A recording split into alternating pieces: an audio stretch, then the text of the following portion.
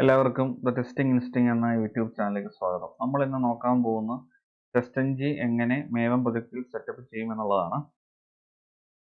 മേവം പ്രൊജക്റ്റിൽ ടെസ്റ്റൻജി add ചെയ്യണമെന്നുണ്ടെങ്കിൽ രണ്ട് കാര്യങ്ങൾ നമ്മൾ ചെയ്യേണ്ടതായിട്ടുണ്ട്. ഒന്ന്, ടെസ്റ്റൻജിയുടെ ഡിപ്പെൻഡൻസി form.xml ഫയലിൽ നമ്മൾ ക്രിയേറ്റ് ചെയ്ത് വെച്ചിരിക്കുന്ന മേവം പ്രൊജക്റ്റിനകത്ത് ആഡ് ചെയ്യണം.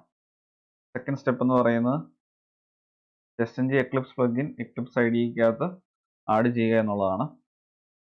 അതിനു മുമ്പായിട്ട് പ്രീ റിക്വസൈറ്റ്സ് ആയിട്ട് നിങ്ങളുടെ സിസ്റ്റത്തിൽ വേണ്ട 4 കാര്യങ്ങളുണ്ട്. ഒന്ന്, ജാവ ഇൻസ്റ്റാൾ ചെയ്തിരിക്കണം, അത് കോൺഫിഗർ ചെയ്തിരിക്കണം. അതുപോലെ മേവൻ കോൺഫിഗർ ചെയ്തിരിക്കണം. അതുപോലെ എക്ലിപ്സ് ഐഡി ഇൻസ്റ്റാൾഡ് ആയിരിക്കണം. അതുപോലെ തന്നെ ആ എക്ലിപ്സ് ഐഡിക്കകത്ത് ഒരു മേവൻ പ്രൊജക്റ്റ് ക്രിയേറ്റഡ് ആയിരിക്കണം. അപ്പം മേവൻ പ്രൊജക്റ്റ് ക്രിയേറ്റ് ചെയ്ത ശേഷം ആണ് form.xml ഫയലിൽ ടെസ്റ്റൻജിയുടെ ഡിപ്പെൻഡൻസീസ് ആഡ് ചെയ്യുന്നത്. ഇനി നമുക്ക് ഡെമോയിലേക്ക് പോകാം. ഞാൻ എക്ലിപ്സ് ഐഡി ഓപ്പൺ ചെയ്യുവാണ്. ഞാൻ ടെസ്റ്റൻജിയുടെ മേവൻ ഡിപ്പെൻഡൻസി ആഡ് ചെയ്യാൻ വേണ്ടി സെലീനിയം ടെസ്റ്റിംഗ് എന്ന മേവൻ പ്രൊജക്റ്റ് ആണ് സെലക്ട് ചെയ്ത് വെച്ചിരിക്കുന്നത്. അപ്പോൾ ഈ ഒരു പ്രൊജക്റ്റിനകത്താണ് നമ്മൾ സെലീനിയത്തിന്റെ കൺസെപ്റ്റ്സ് എക്സ്പ്ലെയിൻ ചെയ്തത്. ഇതേ പ്രൊജക്റ്റിൽ തന്നെയായിരിക്കും ഞാനൊരു പുതിയ പാക്കേജ് ക്രിയേറ്റ് ചെയ്ത ശേഷം ടെസ്റ്റൻജിയുടെ കൺസെപ്റ്റ്സും എക്സ്പ്ലെയിൻ ചെയ്യാൻ പോകുന്നത്. നമുക്ക് ആദ്യമായിട്ട് ചെയ്യേണ്ടത് ഈ പ്രൊജക്റ്റിന്റെ form.xml എന്ന ഫയലിന്റെ അകത്ത് ടെസ്റ്റൻജിയുടെ ഡിപ്പെൻഡൻസി ആഡ് ചെയ്യണം.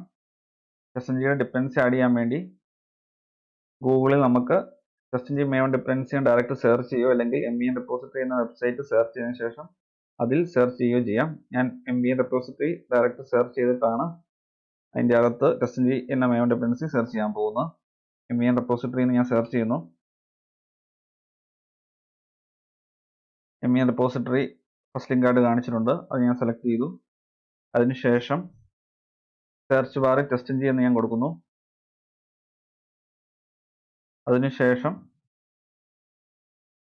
ഫസ്റ്റ് ലിങ്കിൽ വന്നാക്കുന്ന ടെസ്റ്റൻജി എന്ന ലിങ്ക് ക്ലിക്ക് ചെയ്തു.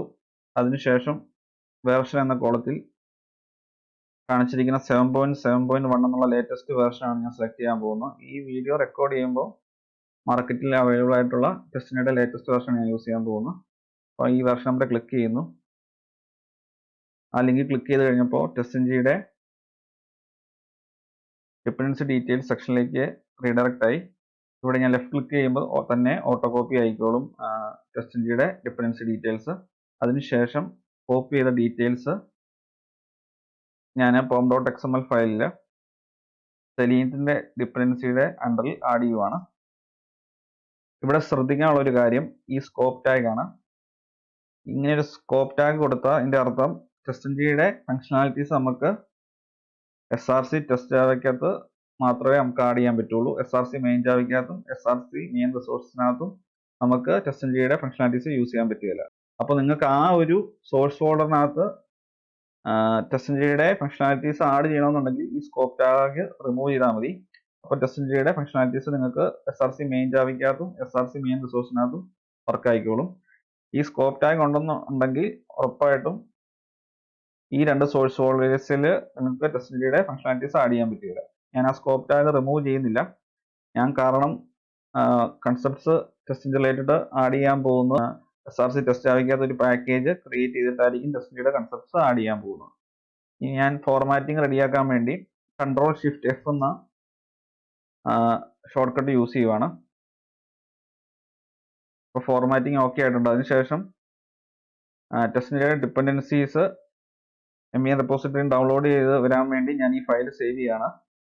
ഇപ്പം നിങ്ങൾക്ക് നോക്കിയാൽ ഈ മേവൻ ഡിപ്പെൻഡൻസിക്കകത്ത് ടെസ്റ്റൻജി റിലേറ്റഡ് ജാർ ഫയൽസ് ഒന്നുമില്ല. പക്ഷേ നമ്മൾ ഈ ഫയൽ സേവ് ചെയ്ത് കഴിയുമ്പോൾ ടെസ്റ്റൻജിയുടെ ഡിപ്പെൻഡൻസി റിലേറ്റഡ് ജാർ ഫയൽസ് ഈ മേവൻ ഡിപ്പെൻഡൻസി എന്ന ഫോൾഡറിനകത്ത് ഡിസ്പ്ലേ ചെയ്യും.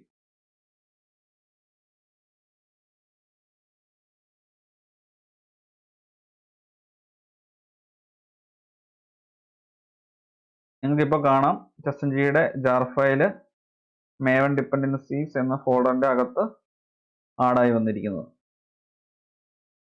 നമുക്കത് കൊളാപ്സ് ചെയ്യാം ആ ഫോൾഡർ. ഇനിയുള്ള ഒരു സ്റ്റെപ്പ് എന്ന് പറയുന്നത് എക്ലിപ്സ് ഐഡിക്കകത്ത് ടെസ്റ്റൻജി എക്ലിപ്സ് പ്ലഗിൻ എന്ന് പറഞ്ഞൊരു പ്ലഗിൻ ഉണ്ട്. ആ പ്ലഗിൻ നമുക്ക് ആഡ് ചെയ്യേണ്ടതായിട്ടുണ്ട്. എന്നെങ്കിൽ മാത്രമേ നമുക്ക് ടെസ്റ്റൻജി ടെസ്റ്റ് പ്രോപ്പറായിട്ട് എഴുതാൻ പറ്റുള്ളൂ. അപ്പോൾ ടെസ്റ്റൻജി എക്ലിപ്സ് പ്ലഗിൻ ഇൻസ്റ്റാൾ ചെയ്യാൻ വേണ്ടി ഹെൽപ്പ് മെനുവിൽ ക്ലിക്ക് ചെയ്യുക. അതിനുശേഷം എക്ലിപ്സ് മാർക്കറ്റ് പ്ലേസ് എന്നൊരു ഓപ്ഷൻ ഉണ്ട്, അത് ക്ലിക്ക് ചെയ്യുക. അതിനുശേഷം സെർച്ച് ബാറിൽ ടെസ്റ്റ് എഞ്ചിൻ സെർച്ച് ചെയ്യുക.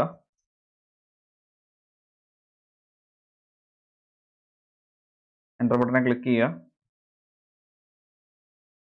അപ്പോൾ ടെസ്റ്റ് എഞ്ചിൻ ഫോർ എക്ലിപ്സ് എന്ന് പറഞ്ഞൊരു പ്ലഗിൻ അവിടെ ലിസ്റ്റ് ചെയ്തിട്ടുണ്ട്. ഓൾറെഡി ഇൻസ്റ്റാൾഡ് ആണ് എന്നുണ്ടെങ്കിൽ നിങ്ങൾക്ക് ഇൻസ്റ്റാൾ എന്ന രീതിയിലായിരിക്കും കാണിക്കുന്നത്. എൻ്റെ സിസ്റ്റത്തിൽ എക്ലിപ്സ് ഐഡിക്കകത്ത് ഞാൻ ഇൻസ്റ്റാൾ ചെയ്തിട്ടില്ല ഈ പ്ലഗിൻ, അതുകൊണ്ടാണ് എനിക്ക് ഇൻസ്റ്റാൾ എന്ന ബട്ടൺ കാണിക്കുന്നത്. ഇവിടെ ഇത് ആരാ ക്രിയേറ്റ് ചെയ്യുന്നുള്ള എല്ലാ ഡീറ്റെയിൽസ് ഒക്കെ കൊടുത്തിട്ടുണ്ട്. This plugin lets you run your test engine test from Eclipse. You can run suites groups or individual methods. അപ്പം ഡീറ്റെയിൽസ് ഇവിടെ കൊടുത്തിട്ടുണ്ട്. അപ്പോൾ ഈ പ്ലഗിൻ നമുക്ക് എക്ലിപ്സ് ഐഡിയിൽ ഇൻസ്റ്റാൾ ചെയ്യണം, എന്നെങ്കിൽ മാത്രമേ നമുക്ക് ടെസ്റ്റ് എഞ്ചിയുടെ ടെസ്റ്റ് പ്രോപ്പറായിട്ട് റൺ ചെയ്യാൻ എക്ലിപ്സ് ഐഡിയിൽ നിന്ന് സാധിക്കുള്ളൂ. അപ്പോൾ ഞാൻ ഇൻസ്റ്റാൾ ചെയ്യാൻ പോവാണ്. ഇൻസ്റ്റാൾ ബട്ടനെ ക്ലിക്ക് ചെയ്യുന്നു.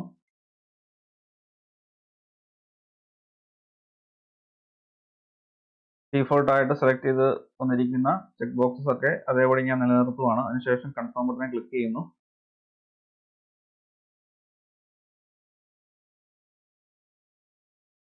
ലൈസൻസ് അഗ്രിമെന്റ് അക്സെപ്റ്റ് ചെയ്യുന്നു. ഫിനിഷ് ബട്ടനെ ക്ലിക്ക് ചെയ്യുന്നു.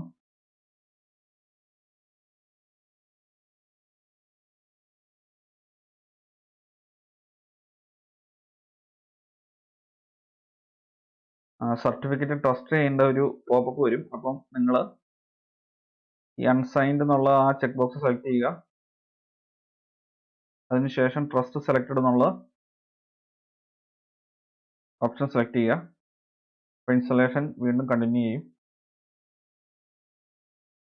ഓക്കെ, ഇനി ടെസ്റ്റ് എഞ്ചിൻ എക്ലിപ്സ് പ്ലഗിൻ കറക്റ്റായിട്ട് എക്ലിപ്സ് ഐഡിയിലേക്ക് കോൺഫിഗർ ആകണമെന്നുണ്ടെങ്കിൽ എക്ലിപ്സ് ഐഡി റീസ്റ്റാർട്ട് ചെയ്യണം. അപ്പോൾ റീസ്റ്റാർട്ട് ചെയ്യാൻ വേണ്ടിയുള്ള ബട്ടനെ ഞാൻ ക്ലിക്ക് ചെയ്യുവാണ്. Restart now.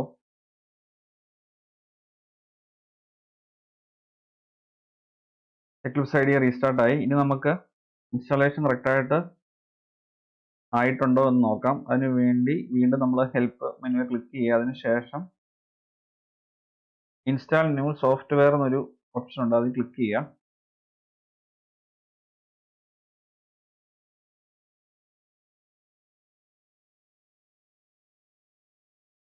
അതിൽ ക്ലിക്ക് ചെയ്ത് കഴിയുമ്പോൾ വാട്ട് ഈസ് ഓൾറെഡി ഇൻസ്റ്റാൾ എന്നൊരു സെക്ഷൻ ഉണ്ട്, ആ ബട്ടനെ ക്ലിക്ക് ചെയ്യുക.